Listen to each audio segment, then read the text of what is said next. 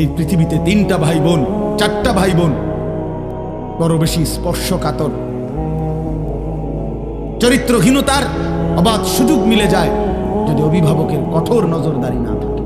এই চারটা ভাই বোন, খালাতো বোন, মামাতো বোন, চাচাতো বোন, ফুফাতো বোন, এই 4 খালা বোন ভাই বোন, খালাতো ভাই বোন, চাচাতো ভাই বোন, ফুফাতো ভাই বোন, মামাতো, এই 4টা ভাই বোন দেখতে তো অনেক ভালো, আপনজন, কিন্তু এই আপনজনের ছেলে মেয়েকে যদি অবাধ সুযোগ দেওয়া হয়, আল্লাহর কসম এর পরবর্তী গন্তব্যই জিনা ব্যভিচার।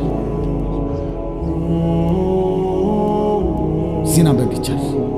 এজন্য ওই মা হাসরের ময়দানে কাঠগড়ায় দাঁড়াইতে হবে যে তার মেয়েকে এমন ছেলের সাথে সম্পর্ক করতে দিছে।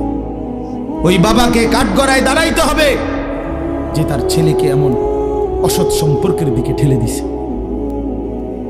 এজন্য দোস্ত, নওজোয়ান, মদের নেশা থেকে ফিরো ভাই, নারীর নেশা থেকে ফিরো। আল্লাহর নবী বলছেন ফাত্তাকুদ দুনিয়া ওয়াত্তাকুন নিসা।